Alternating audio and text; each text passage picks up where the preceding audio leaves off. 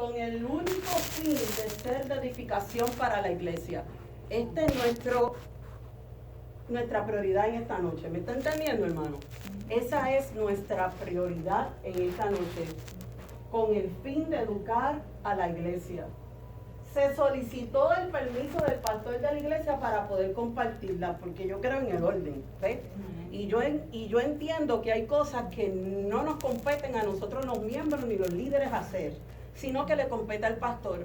Pero yo sé que esto es un tema difícil para que un pastor lo trate, porque hablar de civismo no les gusta. Explicar cuál es su misión, cuál es su labor, por qué hacen las cosas como las hacen y cuál debe ser nuestra respuesta ante eso, de salir de su propia boca, es difícil, no lo hacen.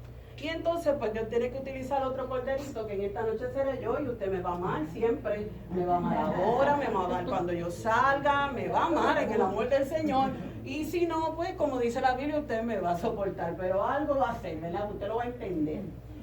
Y no están prejuiciadas por indirectas o por alguna situación ocurrida en particular. ¿Me está entendiendo, hermano? Esto no es por alguna situación que haya pasado, que pasó, que va a pasar, que está ocurriendo. No me interesa eso, ¿verdad? Lo importante es los que estamos aquí, ¿verdad? Que somos la iglesia y que necesitamos, ¿verdad? Siempre ver para mejorar nuestra vida. Esto es solo para fines educativos, como parte de las responsabilidades del Departamento de Educación Cristiana durante este mes de apreciación pastoral. ¿Estamos de acuerdo, hermano? ¿Entendió la advertencia? Amén. Ok, qué bueno. Dicho esto, vamos a pasar al próximo, porque quiero ir, ¿verdad?, rapidito para poder aprovechar el tiempo y hacer lo que queremos hacer. Queremos pasar lo que vamos a estar hablando en este versículo, estos dos versículos maravillosos que se encuentran en Primera de Tesalonicenses, capítulo 5, los versículos 12 al 13. Y estos dos versículos dicen y comienzan de la siguiente manera: os rogamos. Y cuando nosotros hablamos de la palabra rogar, ¿qué es la palabra rogar? Rapidito, que hoy sí que no tenemos tiempo, vamos, ánimo. ¿Qué es la palabra rogar? Es como rogar, es como cuando tú en una ciudad que realmente se vea, es como un deambulante que ruega a veces para que... Una súplica. Una súplica. Una súplica, ¿verdad? Así que aquí nosotros vamos a ver que, mire, el apóstol Pablo le está hablando a los de Tesalónica y no le está hablando de una manera, ¿verdad?, normal y cotidiana, jovial, sencilla, sino más bien se lo está haciendo en forma de ruego, de súplica, algo más profundo, y le dice: hermanos, que reconozcáis a los que trabajan entre vosotros y os presiden en el Señor. ¿Y qué significa la palabra presiden? Viene del verbo presidir, ¿verdad? Y presidir viene de la palabra, ¿verdad?, del título presidente. Y cuando se habla de un presidente, estamos hablando de una eminencia, de alguien que está en autoridad, de alguien que el comandante jefe, el que está al mando, ¿sí o no? Y aquí vemos cómo se les ruega, se les hace una súplica a los hermanos. Y cuando se habla de hermanos, se está hablando de toda la población de aquel lugar que componía pues la iglesia de Jesucristo, ¿sí o no? ¿Verdad? No es para algunos sí, otros no, sino que para todos, para que reconozcan a los que trabajan en el Señor, que ahí estamos todos los que hacemos algo para la obra del Señor, que no es en vano, hermano. Hay recompensa para nuestra obra, y también para los que presiden el Señor, y no tan solamente los que están en mando, sino también que los que... Léalo porque esa palabra nos gusta, pero ¿qué dice? Amonestan, ¿verdad? ¿Y qué es amonestar? Corregir, llamar la atención, muy bien. Y que los tengáis en estima. Así dice ahí, en estima. En mucha estima y amor, ¿por causa de qué? De su obra, por el trabajo que realizan. Pero al final de todas las cosas le dice: tened paz entre vosotros. Porque si algo agradecen los que presiden, los que están al mando, es que haya paz entre la iglesia. Porque es bueno reconocer, y es bueno que se saque un día, y es bueno entregar un regalo, y es bueno entregar un ramo de flores, y decir que es bueno, y vestirse bonito, y hacer todas las cosas, pero hay algo, y hay cosas que se agradecen más que simple ese detalle, que haya paz entre vosotros, y otras cositas que nosotros vamos a discutir. Vamos al próximo, por favor. Pablo le escribió a los hermanos de Tesalónica y les rogó que haya una buena relación, en otras palabras, entre ellos y su líder espiritual. Y un escritor traía como semejanza esto a la relación que tiene que haber de nosotros como miembros con nuestros pastores a una relación entre un matrimonio de un esposo y una esposa. ¿Andarán dos juntos si no estuviesen de acuerdo? La Biblia dice que podrán andar dos juntos si no estuviesen de acuerdo. Si usted está dentro de una congregación, y entiéndase, vamos a hablar de esta, no vamos a hablar de la de China, y no vamos a decir eso pasa por allá. No, estamos hablando de esta, de nosotros, ¿verdad que sí? Si nosotros estamos dentro de esta congregación, tiene que haber una buena relación entre el siervo de Dios y nosotros. Tiene que haber una buena relación, hermano. Si usted entiende que usted no tiene una buena relación con su pastor, usted tiene que visitar la oficina. ¿Sabe? Lo vamos a decir así, claramente. Y sentarse con su líder y hablar con su líder y hacer que exista una buena relación. Porque no se va a poder ver un pueblo victorioso, no se va a poder ver buenas cosas si no hay una buena relación. No se puede ver un buen matrimonio si no hay una buena relación. Usted no va a ver su hogar en victoria, un hogar fortalecido, un hogar que marche bien, si no hay una buena relación con su esposo. Por eso muchos matrimonios terminan, se divorcian, cada cual por su lado, porque no había una buena relación. En la iglesia del Señor hay que cultivar una buena relación entre el líder y nosotros, los siervos del Señor. En Hebreos 13:17 hay un versículo que es muy conocido. Y de la misma manera que es bien conocido, debería ser practicado. Porque dice, ¿qué dice? Alguien que me lea la primera frase. Obedecer a vuestros pastores. No lo disfrazó. No le puso sticker, no lo coloreó, no lo puso bonito. No. Lo dijo claro, lo dijo conciso, ¿verdad que sí? Y comenzó diciendo, obedeced a vuestros pastores. Hay una coma, eso significa que ahí hay una pausa para que pensemos, una pausa para que lo internalicemos, una pausa para que lo podamos procesar, para que lo podamos entender. Obedeced a nuestros pastores y luego sujetaos a ellos, porque ellos velan por vuestras almas, como aquellos que han de dar cuenta, para que lo hagan con alegría y no gimiendo, porque esto no es útil. Yo no sé, ¿verdad? Que hay hijas, aquí está Carmen y está Lizzy, que son hijas madre, está allá, ¿verdad? Y mis hijos y demás. Pero si algo nosotros los padres agradecemos es que, por ejemplo, nosotros le digamos a nuestros hijos, vete a fregar, frega tus trastes, frégame esos trastes, por favor, y que su hijo vaya así. ¿Sí o no? Como madre, ¿cómo cae eso? ¿Cómo cae eso? Porque a mí me cae, ¿verdad que sí? Terrible. Y uno a veces termina diciendo, mira, no hagas nada. Si lo vas a hacer así, mejor no lo hagas. ¿Verdad que sí? Que uno termina. Porque no es útil si nosotros tenemos que realizar una labor y la vamos a hacer así. A regañadientes. Mi Biblia dice quejándose. Refunfuñando, quejándose, ¿verdad? No es provechoso así. Así no es como Dios quiere que la iglesia funcione. A regañadientes, refunfuñando, porque lo tengo que hacer, Dios mío, el otro, el otro, ¿verdad? No es así que Dios quiere. Él dice para que lo hagan ¿con qué? Con alegría. que esa sumisión, mire, sea con alegría, que esa obediencia sea con alegría, porque hay que reconocer que es para nuestro, ¿qué? Provecho. Bien, para nuestro provecho.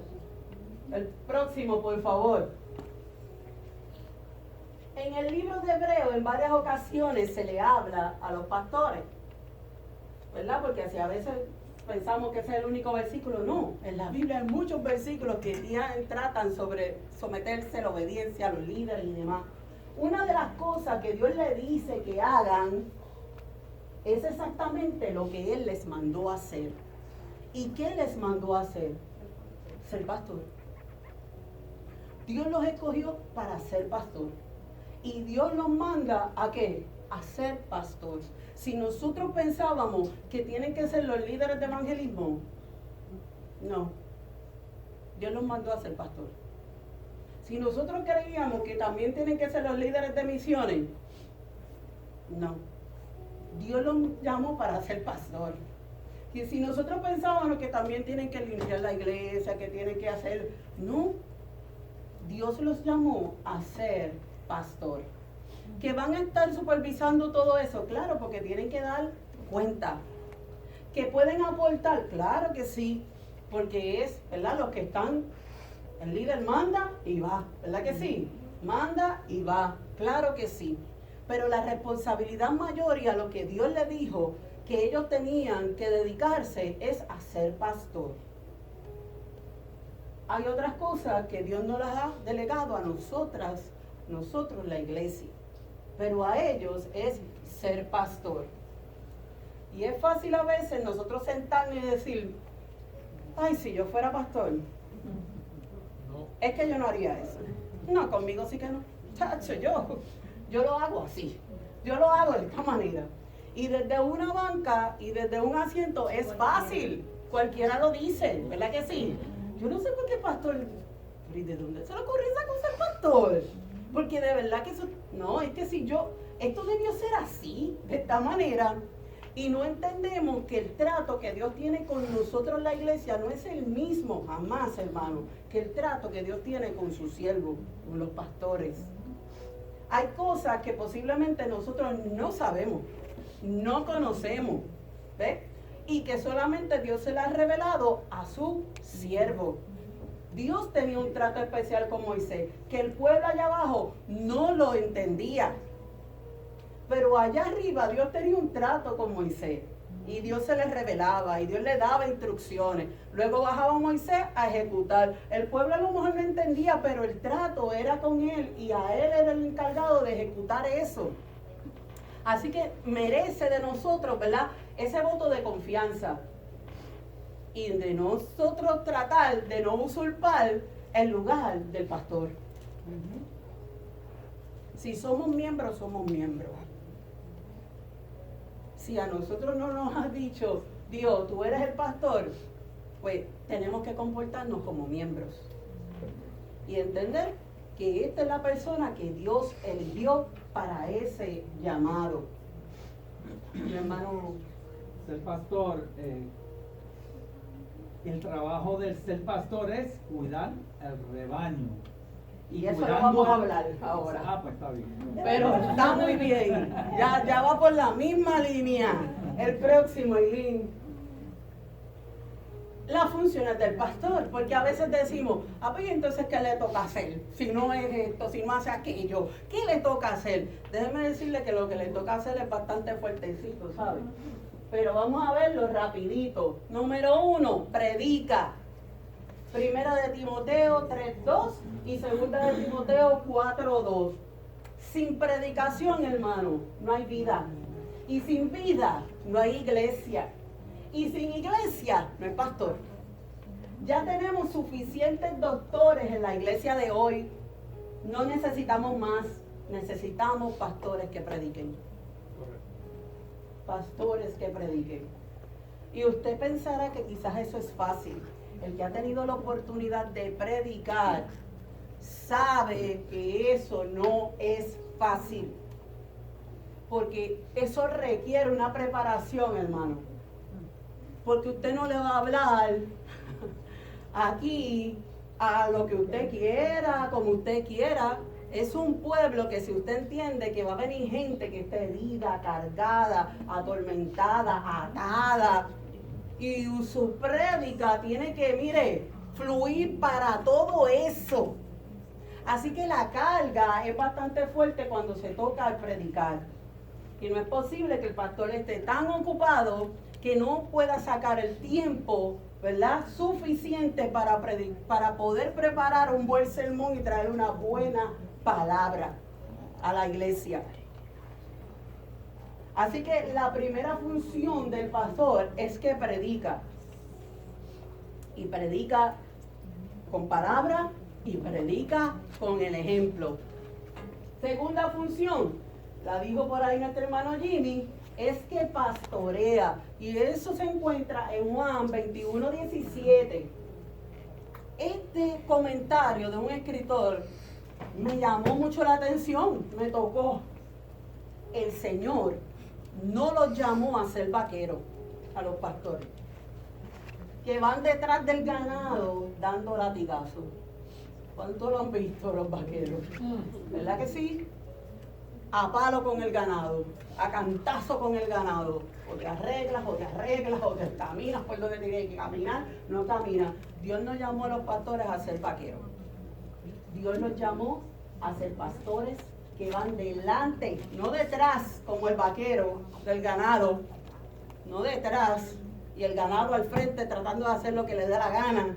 No, Dios los llamó a ser pastores que van delante de las ovejas, mostrando el camino, orando por ellas, alimentándolas, aconsejándolas, hasta poder entregarlas cuando el Señor nos llame. Y esto es una labor bastante fuerte. Brindar alimento. Si alguna vez usted ha tenido la oportunidad, ¿verdad?, y estar en la situación de lo que es cuidar a un enfermo. ¿Cuántos han tenido la oportunidad de cuidar a un enfermo? Alguien que está encamado, ¿verdad? ¿Cómo es esa labor, Jessica? No es sencilla, ¿verdad que no? Es extenuante. Es extenuante. Y a veces pensamos, eso es lo único que hace, eso está chilling. No. ¿Sabe que el enfermo, el que más necesita atención es el cuidador y no el enfermo? ¿Usted sabía eso?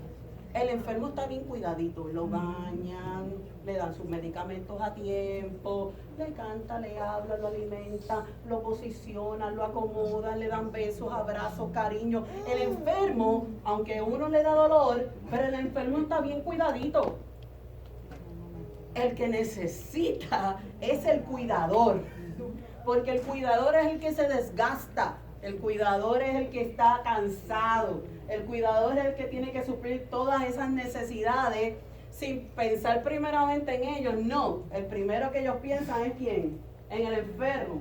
Y de eso se trata la labor del pastor. Es una labor extenuante porque por encima de ello y en muchísimas ocasiones por encima de la familia está la iglesia. Triste, hermano, pero es así. Hasta por encima de la iglesia está la familia. Y es una gran labor. El próximo. Tercero, protege. En 2 de Timoteo 3:15. Me gusta esta frase que decía, ahuyentar a los lobos, pastorear las ovejas e ignorar a las cabras.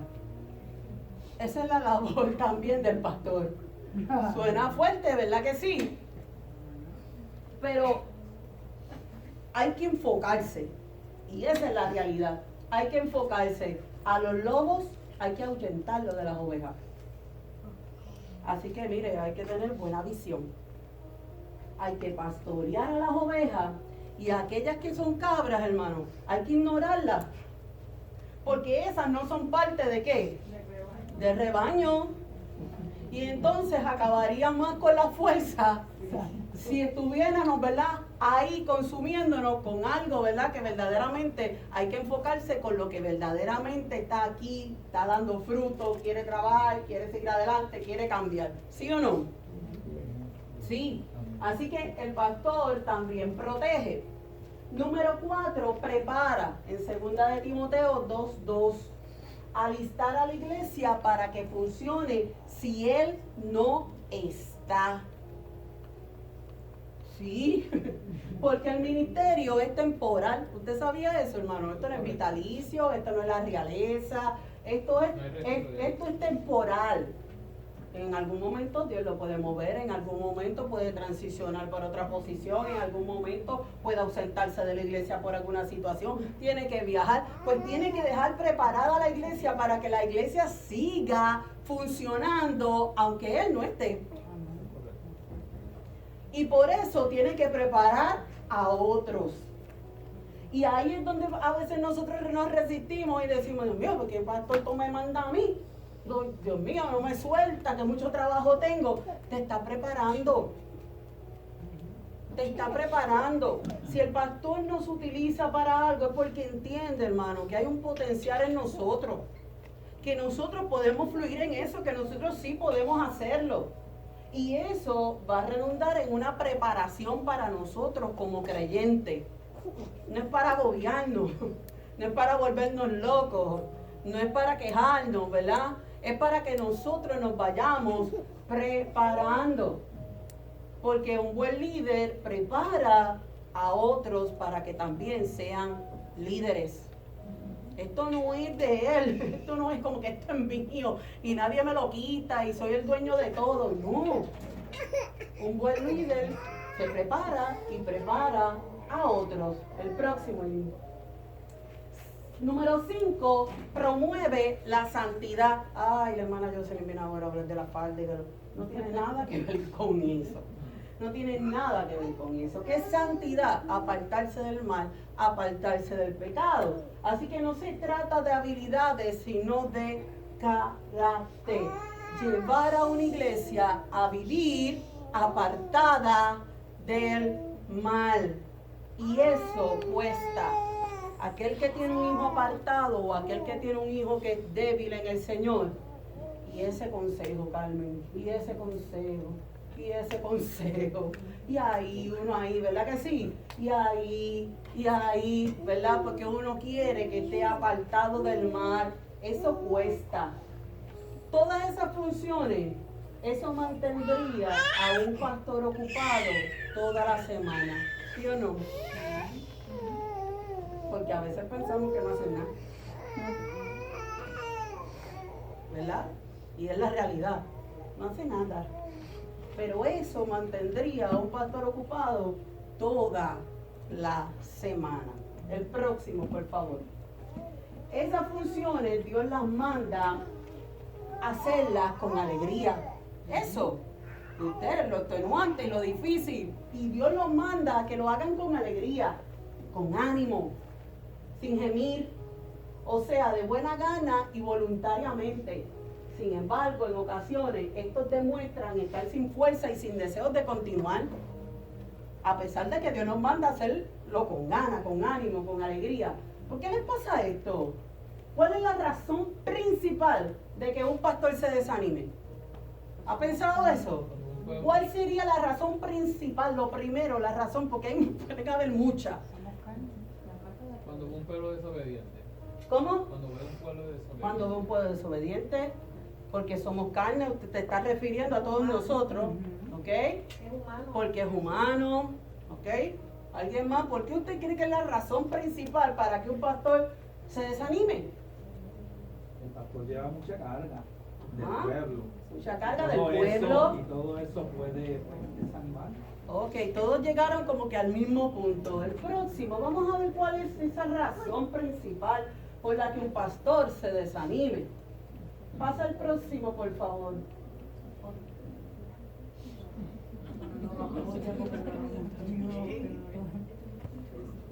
No me apedree ahora, porque yo estoy ahí.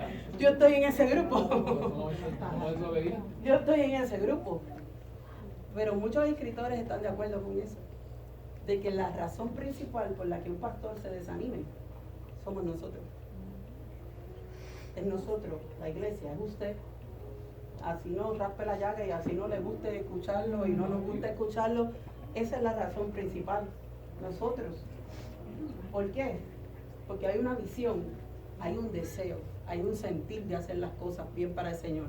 Hay un deseo de llegar a la iglesia, al templo, hay un deseo de multiplicar, hay un deseo de que haya avivamiento, hay un deseo de que sean muchas cosas cumplidas en la iglesia, pero cuando se paran a ver, ¿verdad?, la vida de cada uno de nosotros, el carácter de cada uno de nosotros, las actitudes del pueblo de Dios, hay desánimo, llega el desánimo, tristemente, y esa es la razón principal. El próximo, por favor.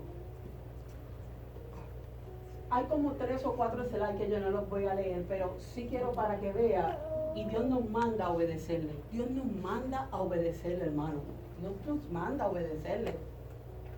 Hay ocasiones en que nosotros no nos gustaba cuando nuestros padres nos mandaban a hacer algo, a obedecerles, no nos gustaba, pero nos sometíamos porque reconocíamos que ellos son una autoridad en nuestra vida y que lo que ellos van a hacer es por nuestro bien, y Dios nos manda a someternos y a obedecer a los líderes, a los que están en eminencia y a nuestros pastores. Y puede pasar al próximo, y hay como 30 versículos, puede pasar al otro. Hay como 30 versículos en la Biblia que te hablan acerca de la obediencia.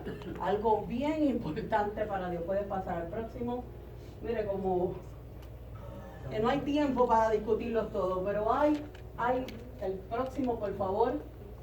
Hay muchos versículos en cuanto a la obediencia y la importancia de nosotros obedecer. Hay bendición si nosotros somos obedientes. Nuestras responsabilidades como miembros. Ya escuchamos, ¿verdad?, qué es lo que hace el pastor, que a veces no lo entendemos. ¿Cuáles son nuestras responsabilidades como miembros? Puede hacer muchísimas, pero hay unas que son principales. Y la número 1 es reconócelo. ¿Y qué es reconocer? Que es lo que se está celebrando en este mes. ¿Qué es reconocer? La palabra reconocer es mostrarse una persona agradecida por un beneficio recibido. ¿Usted recibe algo de su pastor? Si esperamos dinero, no va a llegar. Pero no va a llegar. Pero recibimos, ¿sí o no, hermano? Claro. Si llegamos aquí es porque estamos recibiendo, ¿sí o no? Pues mostrarse una persona agradecida por un beneficio recibido. Aceptar la dependencia. Yo dependo de mi pastor, él depende de mí, porque aquí se hablaba que somos un solo cuerpo. Y debe existir una codependencia en todos nosotros. Yo necesito a mi hermana Judy para funcionar como iglesia de Jesucristo. Y la hermana aquí, ¿cuál es tu nombre? Ana necesita de mí, así sucesivamente. Y hay una codependencia para que funcione como un solo cuerpo. O subordinación. Hay autoridades, hermano. Hay gente que le resulta difícil someterse a la autoridad. Y dice, a mí nadie me manda, yo me mando solo. ¿Verdad? El ser humano de por sí es así. Es así, el ser humano de por sí, de naturaleza, es así. Lo vemos, mire, si el pueblo de Israel se trató de encrespar, los de la Torre de Babel también, queremos ser como Dios. El ser humano es así, pero Dios estableció lo que es la autoridad. Y por encima de nosotros hay alguien. Y me hubiera gustado tener una pizarra aquí para poder escribir, mire, Dios sobre todas las cosas. ¿Verdad que sí? Su Hijo, el Espíritu Santo, porque los tres son uno, y luego no vamos nosotros, va el pastor de la iglesia. ¿Ves? Nosotros no podemos ir por encima, no, que Dios conmigo, que Dios bregue conmigo. Estás brincando un paso. Nos estamos yendo fuera del canal que verdaderamente tenemos que seguir, porque después está el pastor, el ángel de la iglesia. ¿Ve? Y nosotros tenemos que, mire, subordinarnos por debajo de que tiene respeto a una persona. Hay que reconocer su poder sobre nosotros.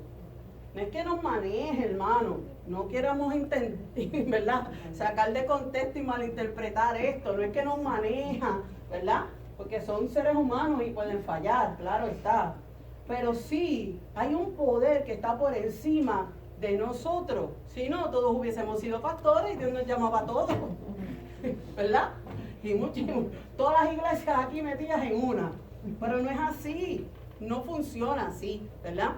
Allá en mi barrio decían, mucho cacique y pocos indios, ¿verdad que sí? No puede ser así. Hay un pastor, siempre hay un jefe, siempre hay un jefe, siempre va a haber alguien por encima de nosotros. Aún nosotros siendo nuestro propio jefe, está el gobernador, está el presidente del país, siempre hay alguien que va a estar, está la policía, siempre va a haber alguien que está por encima de nuestra autoridad.